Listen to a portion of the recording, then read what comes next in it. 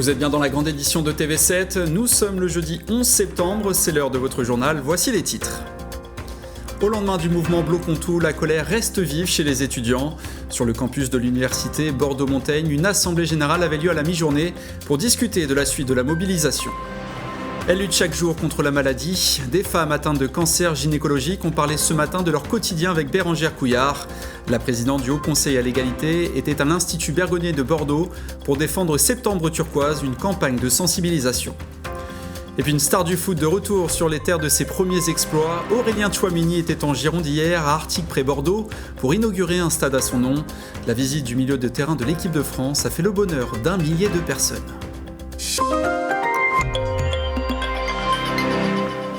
Mais avant de développer ces actualités, du nouveau dans l'enquête sur la mort d'Agathe Hilaré dans la Vienne en Nouvelle-Aquitaine.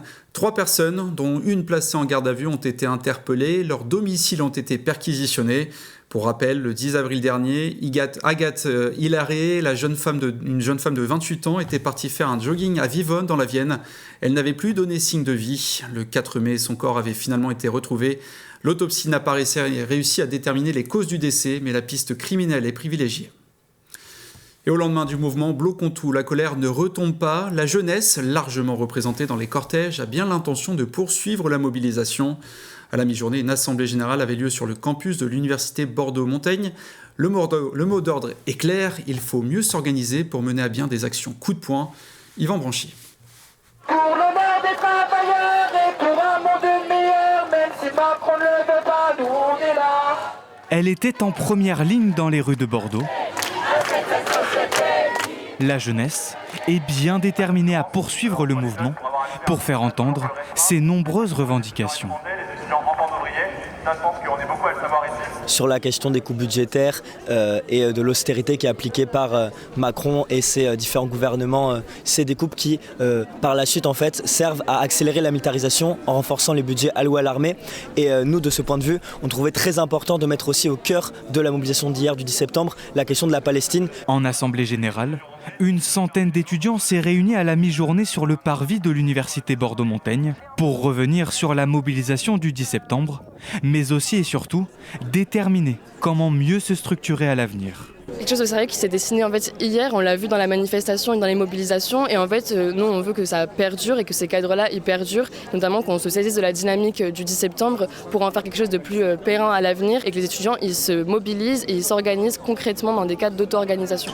Mieux s'organiser en votant une nouvelle assemblée générale prévue mardi prochain avec toutes les universités pour ensuite mener à bien les actions envisagées. Il s'agit de tout bloquer, oui, tout bloquer par la grève, par les luttes, en n'allant pas en cours, parfois même en bloquant les universités, c'est une question qui peut se poser.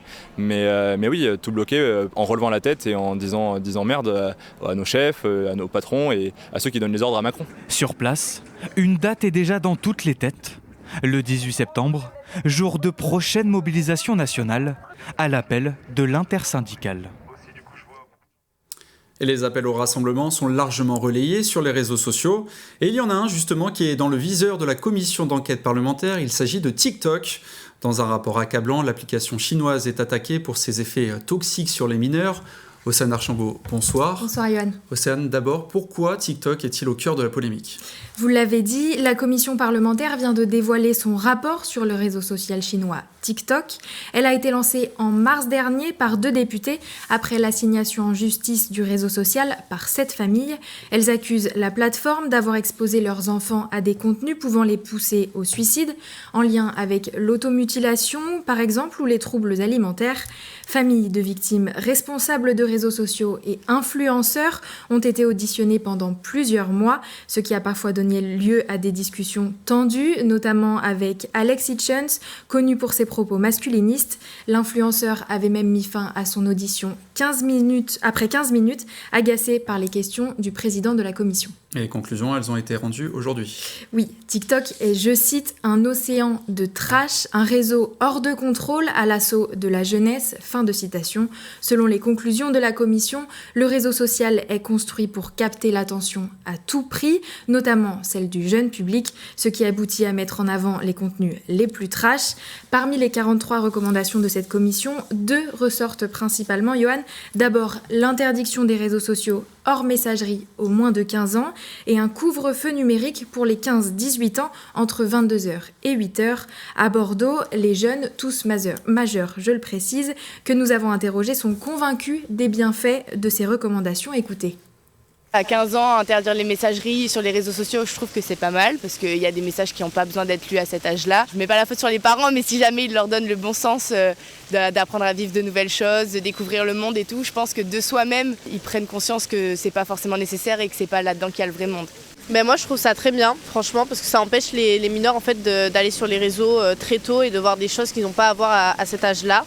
Et ça permet aussi de les faire profiter de leur vie en fait, et de profiter de leur jeunesse. Ces recommandations, c'est une bonne chose et il faudrait qu'ils parviennent à trouver un moyen de rendre ça véritablement effectif sans que les jeunes réussissent à y accéder par d'autres moyens. Autre recommandation majeure, une vaste campagne d'information sur les réseaux sociaux avec des formations pour les parents et la création d'un délit de négligence numérique pour les parents irresponsables. Interdire le téléphone portable dans les lycées aussi et généraliser le dispositif portable en pause font aussi partie des recommandations. Alors le réseau TikTok a réagi à ces recommandations, qu'est-ce qu'il en pense ? Nous sommes en désaccord avec les conclusions, a répondu le porte-parole de TikTok aujourd'hui à nos confrères de France Info. La plateforme affirme que plus de 50 fonctionnalités et paramètres sont déjà spécifiquement conçus pour les mineurs. Par exemple, la limitation à 1 heure d'utilisation par jour ou encore la messagerie désactivée pour les moins de 16 ans. Merci beaucoup Océane Archambault. Dans le reste de l'actualité, Santé publique France annonce au moins 280 décès de plus que la normale en France pendant la canicule du mois d'août. Un excès de mortalité qui concerne principalement les régions Nouvelle-Aquitaine et Provence-Alpes-Côte d'Azur. Elles comptent chacune au moins 90 décès en excès, exclusivement des personnes âgées de 75 ans et plus. Pour rappel, l'été 2025 est le 3e plus chaud enregistré en France depuis 1900. Vous connaissez sans doute Octobre Rose, la campagne de lutte contre le cancer du sein. Mais il existe aussi Septembre Turquoise dédié au cancer gynécologique. Chaque année en France, 18 000 nouveaux cas et 7 000 décès sont recensés. Derrière ces chiffres, des femmes qui luttent au quotidien contre la maladie. À l'Institut Bergonié de Bordeaux, des patientes ont échangé ce matin avec Bérangère Couillard, la présidente du Haut Conseil à l'égalité. Des témoignages bouleversants recueillis par Emma Sicli. Pour moi, ma vie s'effondrait complètement du point de vue professionnel. Claire a appris il y a 2 ans être atteinte d'un cancer de l'ovaire au stade 4. Mais dans mon esprit, quand même, tout était fini. Et là, de venir rencontrer l'association, de voir les filles qui étaient là depuis quand même plusieurs années, qui avaient la pêche, moi, ça m'a redonné la pêche.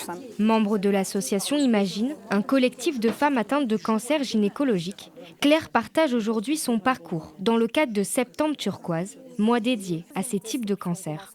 9% de notre patientèle aujourd'hui est consacrée donc au cancer gynécologique. Et c'est une activité aujourd'hui où on est en effet un rôle majeur sur notre territoire, à la fois girondin et surtout à la fois régional, parce que beaucoup de patientes arrivent avec un stade avancé de ce cancer et nécessitent une prise en charge souvent complexe. Et on a la chance à l'Institut d'avoir des équipes, notamment chirurgicales, mais pas que, très spécialisées dans les cancers complexes, notamment gynécologiques. Et justement, l'Institut Bergonié accueille aujourd'hui Bérangère Couillard, présidente du Haut Conseil à l'égalité. Elle a pu faire la rencontre des patientes de l'Institut. Ça fait du bien parce qu'il y a une écoute, voilà, et de l'empathie. Puis a pu visiter les locaux et rencontrer le personnel soignant. Et il y a l'hôpital de Chour qui est juste dans le couloir. Ah oui, d'accord, donc c'est même sur place. Oui. Objectif, comprendre les enjeux d'une meilleure condition de prise en charge pour une maladie encore peu connue.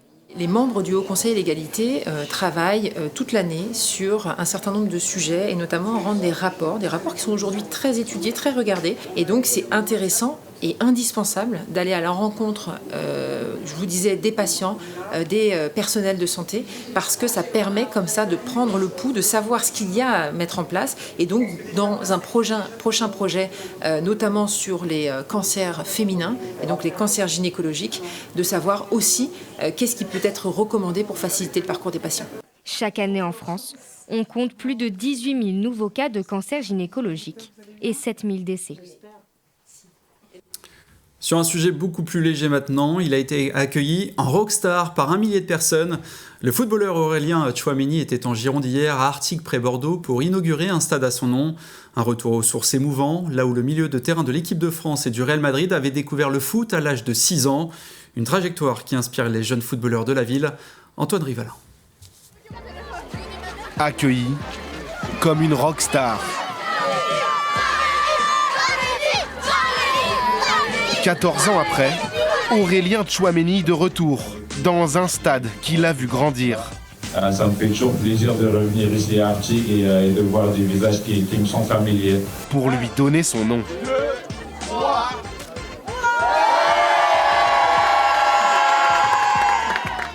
Ça fait plaisir de voir toutes ces personnes qui sont là et qui sont fiers de voir ce que je suis devenu. Et puis, par ma présence, j'espère donner aussi beaucoup d'espoir à pas mal de jeunes et leur montrer que tout est possible avec beaucoup de travail. Le message est passé auprès des jeunes footballeurs du FC Rive Droite 33. Moi, en vrai, c'est une chance incroyable de le rencontrer parce que c'est pas tous les jours qu'on rencontre une star.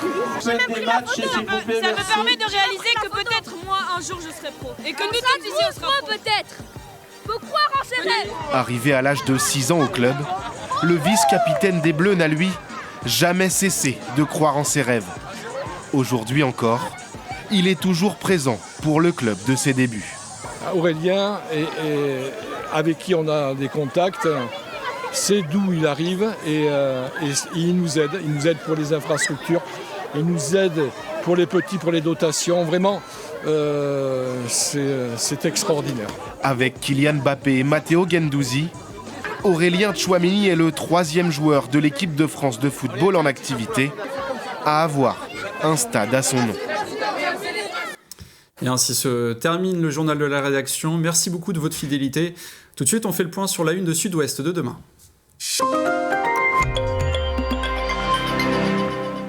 Et chaque soir, un membre de la rédaction de Sud-Ouest est en plateau pour vous présenter la une et les grands titres de l'édition de demain. Et ce soir, j'accueille Olivier Plagnol, rédacteur en chef de Sud-Ouest. Olivier, bonsoir. Bonsoir. Qu'est-ce qu'on pourra lire demain ? Alors, on va ouvrir le journal avec une enquête, un dossier sur un drame caché, celui des enfants qui vivent dans la rue. En fait, le sans-abrisme des enfants. Quand on parle d'enfants qui vivent dans la rue, ce sont des enfants qui peuvent vivre dans des voitures, dans des tentes, sous des tentes, dans des squats, dans certaines caravanes. En fait, des enfants et des familles qui vivent dans des hébergements qui ne sont pas adaptés. On est parti d'un baromètre qui a été effectué par l'UNICEF dans la nuit du 18 au 19 août. Elle a recensé 2159 enfants qui ont dormi cette nuit-là dans la rue, donc 46 en Nouvelle-Aquitaine. Des chiffres qui sont sous-estimés parce qu'ils se sont basés sur en fait les gens qui ont appelé le 115 des familles. Donc il y a plein de gens qui n'ont pas appelé cette nuit-là. Il y a aussi le problème des mineurs non accompagnés qu'on n'arrive pas à évoluer. Donc le chiffre au total est beaucoup plus élevé que ça. En 2022, le gouvernement avait fixé l'objectif de 0 enfant à la rue. En 3 ans, le sans-abrisme des enfants a augmenté de 30%. Donc on y est loin. On est loin d'avoir pu résoudre ce problème. Il y a beaucoup de familles monoparentales qui sont touchées par ce problème-là, notamment des femmes seules avec leurs enfants. On est allé à la rencontre de 2 familles géorgiennes, mais il faut bien savoir que cette situation ne touche pas que les étrangers. On parlera aussi de rugby, je crois. Oui, on va parler de rugby avec un article sur Maxime Lucu. Donc Maxime Lucu, le demi-mêlée de l'UBB, qui est certes blessé actuellement, mais qui reste très très proche à la fois des joueurs et du staff, qui a participé à la préparation du match contre La Rochelle. Et on l'a même vu lors du match en tribune auprès du staff. Merci beaucoup Olivier, on lira ça demain. Merci à vous. À un peu plus de 6 mois des élections municipales, la rédaction de TV7 se déplace chez vous pour vous poser cette question. Et vous, que feriez-vous si vous étiez le maire de votre commune ? Un format intitulé « C'est vous le maire ». Et aujourd'hui, direction Lacanau, en Gironde. Antoine Rivalin et François Laurando sont allés à la rencontre des commerçants et des habitants.